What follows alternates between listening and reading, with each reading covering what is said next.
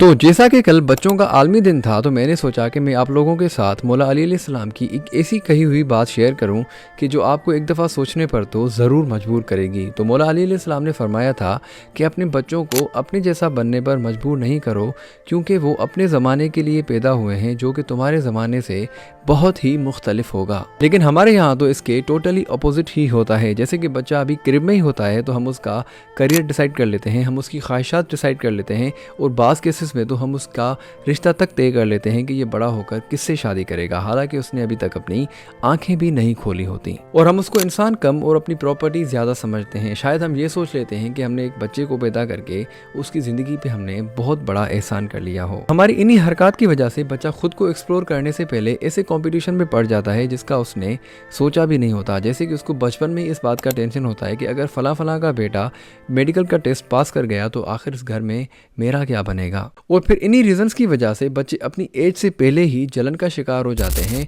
Depression के मरीज़ बन जाते हैं, और बाज़ केसेस में तो इतनी ख़तरनाक नौबत आ जाती है कि वो खुद को मारने तक की कोशिश करते हैं। और अगर हम सोचने पे आए तो जिस खुदा ने इंसान को बनाया है उसने ये तक नहीं चाहा कि कोई बंदा उसकी वैधानियत को ज़बरदस्ती माने, तो फिर हम इंसान होकर किसी को पैदा करके अपनी ख्वाहिशात को किसी के ऊपर ज़बरदस्ती किस तरह से मुसल्लत कर सकते हैं। तो कोशिश किया करें कि अपने बच्चों को अपनी ख्वाहिशात के मुताबिक जीने दिया करें, और शायद एक इंसान के लिए सबसे बेहतरीन तोहफ़ा यही होगा कि वो अपनी ज़िंदगी अपनी ख्वाहिशात के मुताबिक गुजार सके।